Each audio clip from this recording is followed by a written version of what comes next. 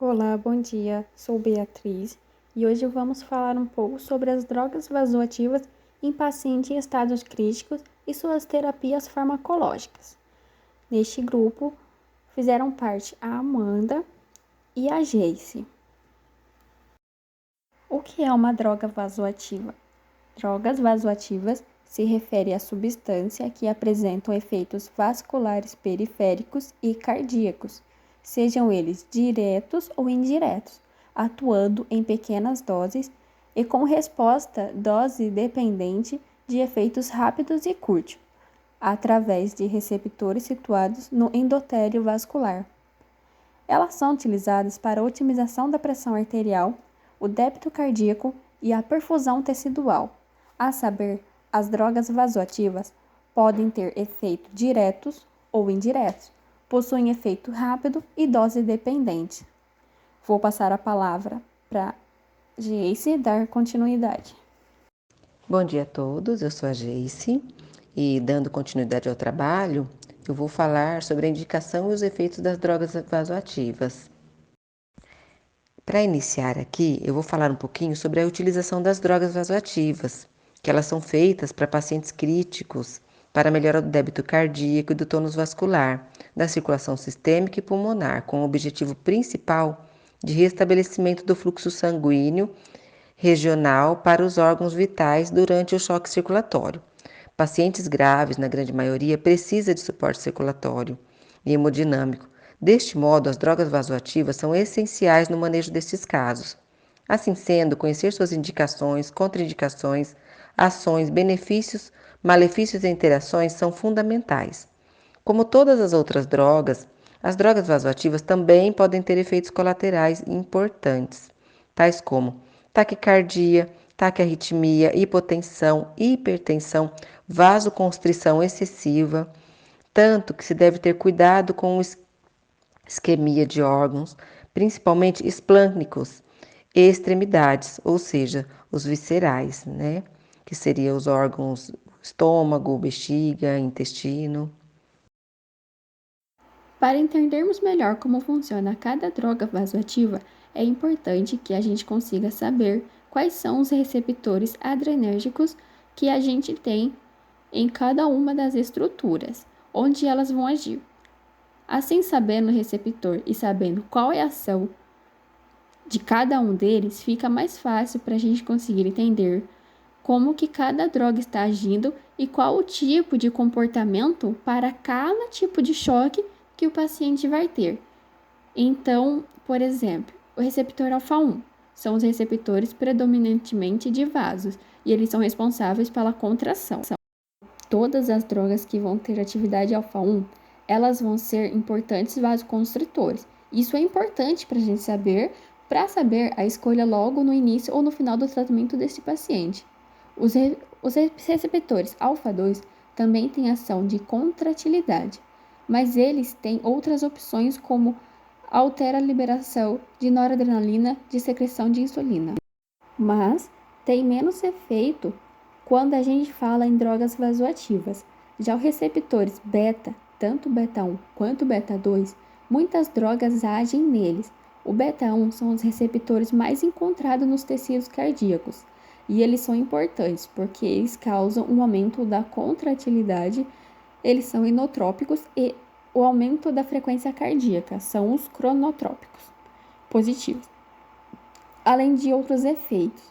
E o receptor beta 2, ele tem uma importante ação em vaso muscular liso também, e musculatura brônquica, onde ele vai causar também alterações. Mas nos vasos, ele é responsável pela dilatação vascular. Então é importante a gente lembrar disso quando a gente falar principalmente da dobutamina. As drogas vasoativas mais utilizadas são as catecolaminas. Dentre elas destacam-se a noradrenalina, a adrenalina, a dopamina, a docopexamina, a dobutamina e o isoproterenol. E essas drogas, elas são utilizadas na UTI por ter a necessidade da monitorização hemodinâmica invasiva durante a utilização dessas substâncias, por suas potentes ações, pois podem ter mudanças drásticas tanto em parâmetro circulatório como respiratório, podendo causar sérios efeitos colaterais, caso seu uso seja feito inadequadamente, inclusive danos permanentes, convulsões e até morte. Agora, sobre a noradrenalina, que também é chamada de norepinefrina, é uma das monoaminas, também conhecidas como catecolaminas, que mais influenciam o humor, a ansiedade, o sono, a alimentação, e junto com serotonina e dopamina. É um neurotransmissor do sistema nervoso simpático e precursor da adrenalina. A noradrenalina possui atividade tanto no receptor alfa como beta-1 adrenérgico, com pouca ação sobre o receptor beta-2, como já foi falado lá atrás. Dependendo da dose utilizada, obtém-se aumento do volume sistólico, diminuição reflexa da frequência cardíaca e importante vasoconstrição periférica, com aumento da pressão arterial. A noradrenalina é também um potente vasoconstritor visceral e renal, o que limita a sua utilização clínica. É também vasoconstritora sobre a rede vascular, sistêmica e pulmonar, e deve ser usada com prudência em pacientes com hipertensão pulmonar. Por outro lado, é uma droga de eleição de choque séptico, cuja finalidade é elevar a pressão arterial em pacientes hipotensos, que não apresentam a ressuscitação por volumes e outros inotrópicos menos potentes. Levando em considerações as recomendações presentes na bula da noradrenalina, esta só deve ser administrada em infusões intravenosas com soluções de glicose a 5% ou qualquer outra solução com pH não alcalino. Os cuidados de enfermagem, uso preferencial em soluções a glicose a 5%, utilizar em infusão contínua em acesso venoso central, manter em equipo fotossensível, controle frequente da pressão arterial, preferencialmente com a pressão arterial invasiva. A adrenalina, também conhecida como epinefrina, é um hormônio liberado na corrente sanguínea que tem a função de manter o corpo alerta para situações de forte emoção ou estresse, como luta, fuga, medo, como por exemplo. Como medicamento em forma sintética, é um potente medicamento com efeito antiasmático, vasopressor e estimulante cardíaco, que pode ser utilizado em situações de emergência ou em UTI, como para tratar uma reação anafilática ou para estimular os níveis de pressão. Como funciona? A adrenalina atua no alívio do broncoespasmo, no alívio das reações de hipersensibilidade devido a medicamentos e outros alérgenos. Também pode ser utilizada para restabelecer o ritmo cardíaco na parada cardíaca, mas não deve ser usado em insuficiência cardíaca ou choque cardiogênico, traumático ou hemorrágico. Pode ser usada no alívio de sintomas de doenças do soro, urticária e edema angioneurótico, para ressuscitação na parada cardíaca devido a acidente anestésico, no glaucoma simples, para o relaxamento da inibição da contração da musculatura uterina. A adrenalina talvez seja um dos mais importantes vasoconstritores que a gente conhece. Ela tem uma ação predominante alfa e receptor alfa-1, mas ela também tem uma ação em receptor beta-1. Então, o que acontece? Quando a gente administra adrenalina para um paciente, a gente vai ter dois tipos de efeito. Primeiro, a vasoconstrição importante, que vai elevar os níveis pressórios do paciente rapidamente, e a segunda, o aumento da frequência cardíaca e a contratibilidade cardíaca. Esse efeito que a adrenalina tem, ela diferencia em relação à noradrenalina, que é uma ação rápida, e a ação da adrenalina ela é curta. Então, a adrenalina ela é perfeita, porém ela é de curta duração. A adrenalina ela não é tão legal para a gente ficar usando como um invasopressor. A gente vai gastar absurdamente com uma quantidade grande de adrenalina, e lembrando que se fosse a nora, seria bem melhor para o paciente devido a todos os efeitos que ela traz. Seus efeitos colaterais podem ocasionar fibrilação ventricular fatal, náuseas e vômitos, diminuição do débito urinário, queimação transitória durante a administração, fotofobia, que é visão turva, e hipersensibilidade nos olhos. Para sua solução padrão, é soro glicosado 5% mais adrenalina 1 mg por ml. Alguns cuidados de enfermagem muito importantes que vamos acrescentar é a utilização da infusão contínua em acesso venoso central, manter proteção à luz, um equipo adequado porque é uma droga fotossensível, e não infundir junto com bicarbonato, e monitorização rigorosa da função cardíaca respiratória e débito urinário. Bom dia, eu sou a Amanda e eu vou falar um pouquinho de algumas drogas vasoativas, começando pela dopamina. A dopamina é uma catecolamina endógena e um precursor metabólico da epinefrina e atua sobre os receptores A1, B1 e B2, de uma forma dependente da dose. Ela é indicada em condições de choque hemodinâmico em que o problema é o déficit contrátil, bradicardia relativa ou absoluta, ou até mesmo vasodilatação periférica. Em doses intermediárias, a dopamina aumenta o fluxo, a frequência cardíaca e a contratilidade cardíaca e o débito cardíaco. Em altas doses, os efeitos adrenérgicos da dopamina predominam, levando à vasoconstrição e ao aumento da pressão arterial. Em baixas doses, as doses renais de dopamina poderiam aumentar o fluxo e o débito urinário e já foram preconizadas para nefroproteção, mas não são mais recomendadas para este fim, devido à falta de evidência de benefício. A dopamina, ela não é mais recomendada como vasopressor inicial de escolha no choque séptico, considerando os dados que mostram menor mortalidade a curto prazo e arritmias em pacientes recebendo noradrenalina versus dopamina. Em um outro grande estudo, a dopamina em comparação com a noradrenalina teve efeitos semelhantes na sobrevida em pacientes com choque, mas foi associada a arritmias e a eventos cardiovasculares. No subgrupo de pacientes com choque cardiogênico, foi associada com aumento de mortalidade. Por esse motivo, a norepinefrina é considerada a medicação preferencial. A apresentação da dopamina é feita na forma de ampolas de 50 mg em 10 ml. Uma sugestão de diluição seriam 5 ampolas em 200 ml de soro glicosado. Caso se opte por diluições mais concentradas, pode ser feito em 10 ampolas em 150 ml de soro. Quando se interrompe a infusão, a dose deve ser gradualmente diminuída para evitar a hipotensão. Ela também possui alguns efeitos adversos, que entre eles estão inclusos dor torácica, hipotensão, hipertensão, batimentos ectópicos, palpitações, náuseas, vômitos, cefaleia, gangrena e taquicardia.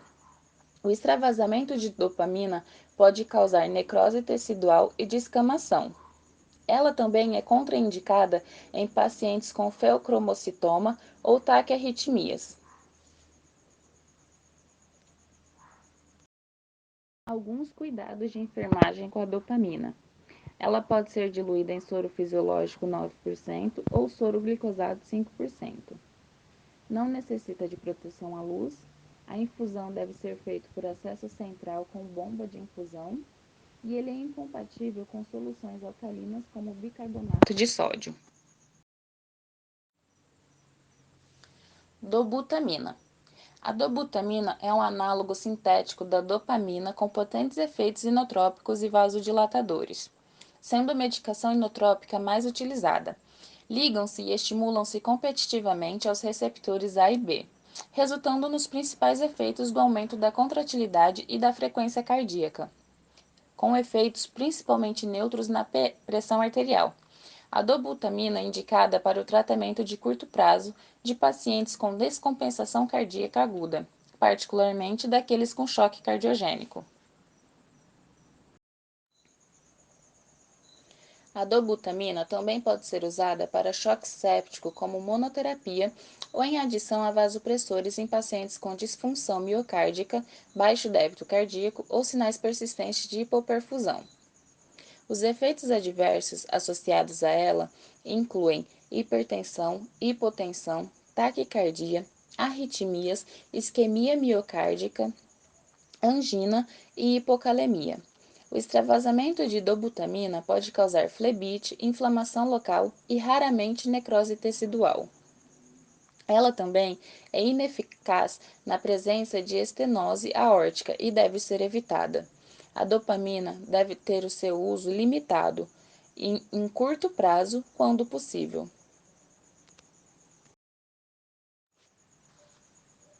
A dobutamina é apresentada na forma de ampolas com 20 ml, 12,5 mg por ml. A diluição sugerida é diluir uma ampola em 230 ml de soro glicosado. Pode-se lançar mão de soluções mais concentradas para economia de volume. Por exemplo, 2 ampolas em 210 ml de soro ou 4 ampolas em 170 ml de soro.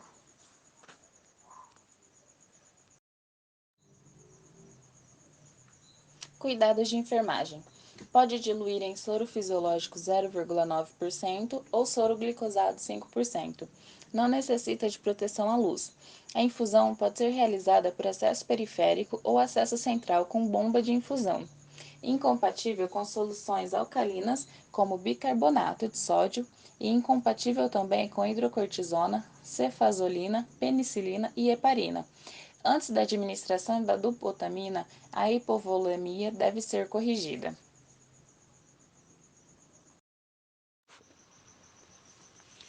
A dopexamina. Recentemente desenvolvida na Europa e introduzida para uso clínico a partir de 1980, a dopexamina é uma catecolamina sintética com atividade dopaminérgica e beta-2, com fraco efeito beta-1 adrenergético e ausência de efeitos em receptores alfa. A sua meia-vida é muito curta, o que permite ajustes frequentes e progressivos da dose. A dopexamina pode ser utilizada no tratamento da insuficiência cardíaca aguda e insuficiência cardíaca congestiva, refratária e nos pacientes em pós-operatório de cirurgia cardíaca que evoluem com baixo débito, com algumas vantagens em relação à dopamina. Além disso, a dopexamina pode também ser utilizada no choque séptico, em associação com noradrenalina, na tentativa de prevenção da insuficiência renal.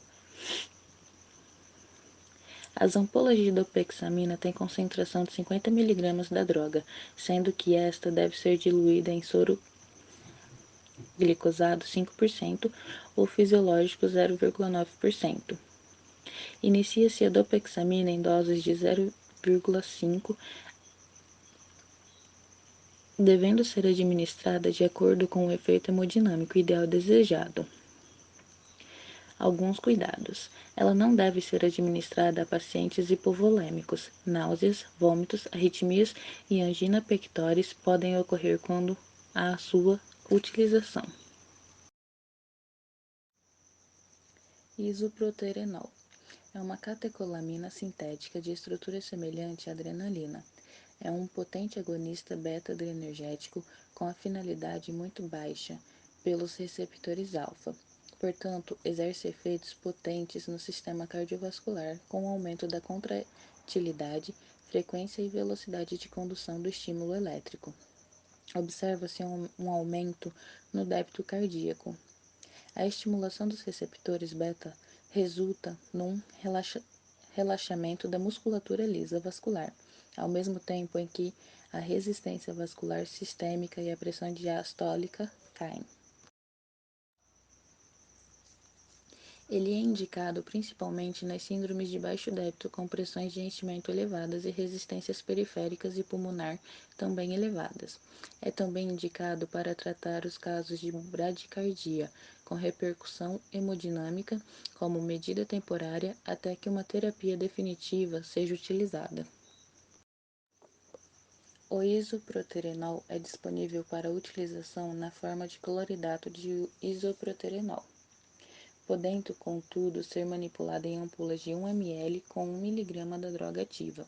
Utilizam-se 5 ampolas de 5 mg em 250 ml de solução salina ou glicosada, a 5%, o que resulta numa concentração final de 20 ml. Em infusão venosa contínua, inicia-se o isoproterenol em doses de 0,005 a 0,01 mg por minuto, podendo atingir-se no máximo a 2 mg. Alguns efeitos colaterais, sendo ele o mais grave, a capacidade de produzir arritmias cardíacas de natureza supraventricular ou ventriculares e hipotensão. A angina e o infarto do miocárdio podem resultar da ação desfavorável do isoproterenol no aumento da demanda de O2, relativa ao suprimento deste na musculatura cardíaca. A droga deve, desse modo, ser evitada em coronariopatas. Sinais e sintomas como palpitações, cefaleia e rubor de pele são também reações colaterais comuns. Assistência de enfermagem na administração de drogas vasoativas. Deve-se evitar administrar com solução alcalina para evitar extravasamento. Nunca deve-se administrar medicamento em bolos pela via das drogas vasoativas e deve ser feita avaliação de perfusão nas extremidades. Estabelecer critérios de diluição das drogas por meio de protocolos institucionais, observar aspecto da solução antes e durante a administração, administrar as drogas com a bomba de infusão, calcular a dosagem das drogas, controlar a velocidade da infusão nas drogas, manter o peso do paciente atualizado, atentar aos sinais de desidratação antes de iniciar a infusão da droga, conhecer a ação, estabilidade e interação medicamentosa das drogas, conhecer quais as drogas fotossensíveis e conhecer quais drogas aderem ou são absorvidas pelo plástico. Aqui estão as nossas referências. Muito obrigada pela atenção de todos.